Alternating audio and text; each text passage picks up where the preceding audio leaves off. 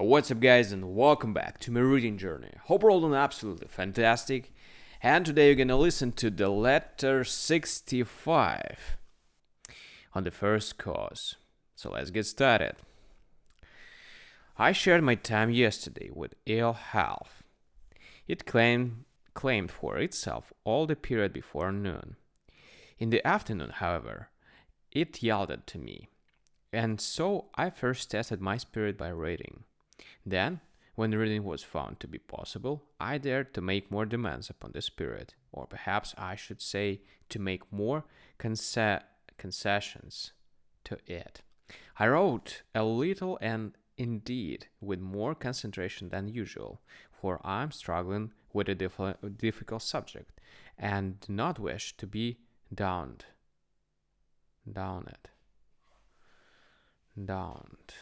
In the midst of this, some friends visited me, with the purpose of employing force and of restraining me, as if I were a sick man, indulging in some excess. So conversation was substituted for writing, and from this conversation I shall communicate to you the topic which is still the subject of debate. For we have appointed you to referee. You have more of a task on your hands than you suppose, for the argument is threefold. Our Stoic philosophers, as you know, declare that there are two things in the universe which are the source of everything, namely cause and matter.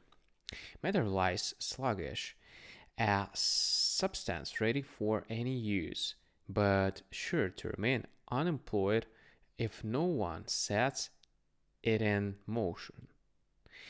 Cause, however, by which we mean reason, molds matter and turns it in whatever direction it will, producing thereby various concrete results. Accordingly, there must be, in the case of each thing, that from which it is made, and next, an agent by which it is made. The former is its material, the latter its cause. All the art is but imitation of nature. Therefore, let me apply these statements of general principles to the things which have to be made by man. A statue, for example, has afforded matter which was to undergo treatment at the hands of the artist, and has had an artist who was to give form to the matter. Hence, in the case of the statue, the material was bronze, the cause was the workman, and so it goes with all things. They consist of that which is made and of the maker. The Stoics believe in one cause only, the maker. But Aristotle thinks that the word cause can be used in three ways. The first cause, he says, is the actual matter, without which nothing can be created. The second is the workman. The third is the form, which is impressed upon every work, a statue, for example. This last is what Aristotle calls the eidos. There is, too, he says, a fourth, the purpose of the work as a whole. Now I shall show you what this last means. Bronze in the first cause of the statue, for it could never had been made unless there had been something from which it could be cast and molded. The second cause is the artist, who, without the skilled hands of a workman, that bronze could not have been shaped to the outlines of the statue. The third cause is the form, inasmuch as our statue could never be called the lance bearer, or the boy bending his hair, had not his special shape been stamped upon it. The fourth cause is the purpose of the work. For if the purpose had not existed, the statue would not have been made. Now, what is the purpose? It is that which attracted the artist, which he followed when he made the statue. It may have been money if he has made it for sale, or known if he has worked for reputation, or religion if he has wrote it as a gift for a temple. Therefore, this also is a cause contributing towards the making of the statue. Or do you think that we should avoid including among the causes of a thing which has been made that element without which the thing in question would not have been made? For these four, Plato adds a fifth cause, the pattern, which he himself called the idea, for it is this that the artist gazed upon when he created the work which he had decided to carry out. Now it makes no difference whether he has this pattern outside himself, that he may direct his glance to it, or within himself, conceived and placed there by himself. God has within himself these patterns of all things, and his mind comprehends the harmonies and the measures of the whole totality of things which are to be carried out. He is filled with these shapes which Plato calls the ideas, imperishable, unchangeable, not subject to decay. And therefore, though man die, humanity itself, for the idea of man according to which man is molded, lasts on, and though man toil and perish, it suffers no change. Accordingly, these are five causes, as Plato says: the material, the agent, the makeup, the model, and the end in view. Last comes the result of all these. Just as in the case of the statue, to go back to the figure with which we began, the material is the bronze, the agent is the artist, the makeup is the form which is adapted to the material, the model is the pattern imitated by the agent, the end in view is the purpose in the maker's mind, and finally, the result of all this is the statue itself. The universe also, in Plato's opinion, possesses all these elements. The agent is God, the source, matter, the form, the shape, and the arrangement of the visible world. The pattern is doubtless the model according to which God has made this great and most beautiful creation. The purpose is his object in so doing. Do you ask, what God's purpose is? It is goodness. Plato, at any rate, says, what was God's reason for creating the world? God is good, and no good person is grudging of anything that's good. Therefore, God made it the best world possible. Hand down your opinion then, or judge. State who seems to you to say what is truest, and not who says what is absolutely true. For to do that is as far beyond our ken as truth itself. This throng of causes, defined by Aristotle, and by Plato, embraces either too much or too little. For if they regard as causes of an object that is to be made everything without which the object cannot be made, they have named too few. Time must be included among the causes, for nothing can be made without time. They must also include place, for if there is no place where the thing can be made, it will not be made. And motion too. Nothing is either made or destroyed without motion. This that there is no art without motion, no change of any kind. Now, however, I'm searching for the first, the general cause. This must be simple, inasmuch as matter too is simple. Do we ask what cause is? It is surely a creative reason, in other words, God. For those elements to which you refer are not great series of independent causes. They are all hinged on one alone, and that will be the creative cause. Do you maintain this? That form is a cause. This is only what the artist stamps upon his work. It is part of a cause, but not the cause. Neither is the pattern a cause, but as indispensable tool for the cause. His pattern is as indispensable to the artist as the chisel, or the file.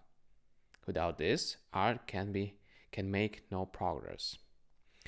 But for all that, these things are neither parts of the art nor causes of it. Then, perhaps you will say, the purpose of the artist, that which leads him to undertake to create something, is the cause.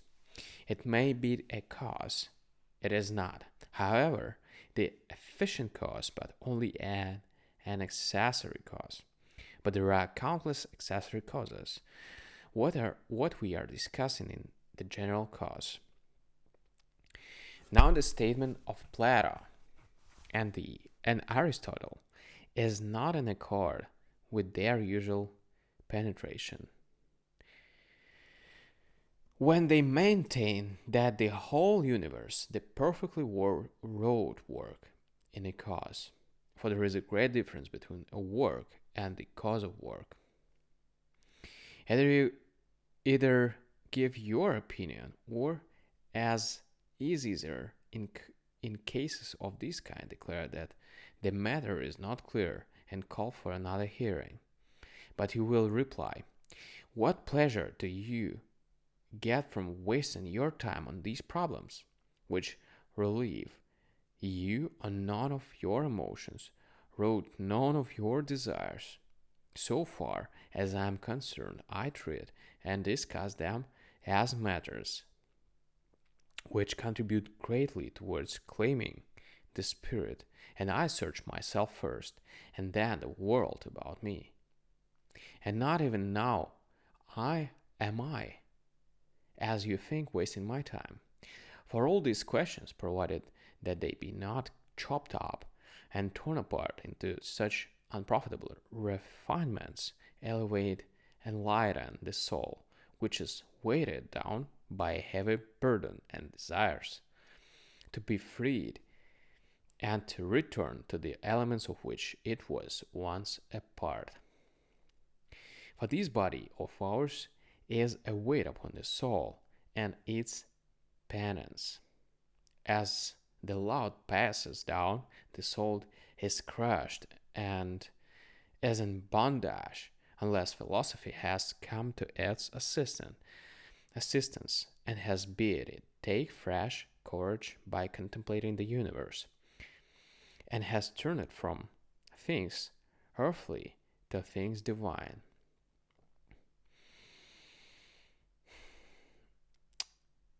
There it has its liberty. There it can roam abroad. Meantime, it escapes the custody in which it is bound and renews its life in heaven. Just as skilled workmen who have been engaged upon some delicate piece of work which wears their eyes with training, if the light which they have is niggardly or uncertain, go forth into the open air, and in some park devoted to the people's recreation delight their eyes in the generous light of day. So the soul imprisoned, as it has been in this gloomy and darkened house, sees the open sky whenever it can, and in the contemplation of the universe finds rest. The wise man, the seeker after wisdom, is bound closely, indeed, to his body, but he is an absentee so far as his better self is concerned, and he concentrates his thoughts upon lofty things, bound, so to speak, to his oath of allegiance. He regards the period of life as his term of service. He is so trained that he neither loves nor hates life. He endures a mortal lot, although he knows that an ample lot is in store for him. Do you forbid me to contemplate the universe? Do you compel me to withdraw from the whole and restrict me to a part? May I not ask, what are the beginnings of all things? Who molded the universe? Who took the confused and conglomerate mass of sluggish matter and separated it into its parts? May I not inquire who is the master builder of the universe? How the mighty bulk was brought under the control of law and other order? Who gathered together the scattered atoms? Who separated the disordered elements and assigned an outward form to elements that lay in one vast shapelessness? Or whence came all the expanse of light, and whether is it fire or even brighter than fire? Am I not to ask these questions? Must I be ignorant of the heights whence I have descended? Whether I am to see this world but once, or to be born many times? What is my destination afterwards? What a body awaits my soul on its release from the laws of slavery among men? Do you forbid me to have a share in heaven? In other words, do you bid me live with my head bowed down? No, I am above such an existence. I was born to a greater destiny than to be a more chattel of my body, and I regard this body as nothing but a chain which manacles my freedom. Therefore, I offer it as a sort of buffer to fortune, and shall allow no want to penetrate through my soul. For my body is the only part of me which can suffer injury. In this dwelling, which is exposed to peril, my soul lives free. Never shall this flesh drive me to feel fear or to assume any pretense that is unworthy of a good man. Never shall I lie in order to honor this petty body. When it seems proper, I shall sever my connection with it. And at present, while we are bound together, our alliance shall nevertheless not be one of equality. The soul shall bring all quarrels before its own tribunal. To despise our bodies is sure freedom. To return to our subject, this freedom will be greatly helped by the contemplation of which we were just speaking. All things are made up of the matter and of God. God controls matter, which encompasses him and follows him as its guide and leader. And that which creates, in other words, God, is more powerful and precious than matter, which is acted upon by God. God's place in the universe corresponds to the soul's relation to man. World matter corresponds to our mortal body. Therefore, let the lower serve the higher. Let us be brave in the face of hazards. Let us not fear wrongs, or wounds, or bonds, or poverty. And what is death? It is either the end or the process of change. I have no fear of ceasing to exist. It is the same as not having begun. Nor do I shrink from changing into another state, because I shall, under no condition, be as cramped as I am now. Farewell. Whew. Alright, guys, so thank you for joining me today, and see you tomorrow with the next letter. Thank you. Bye.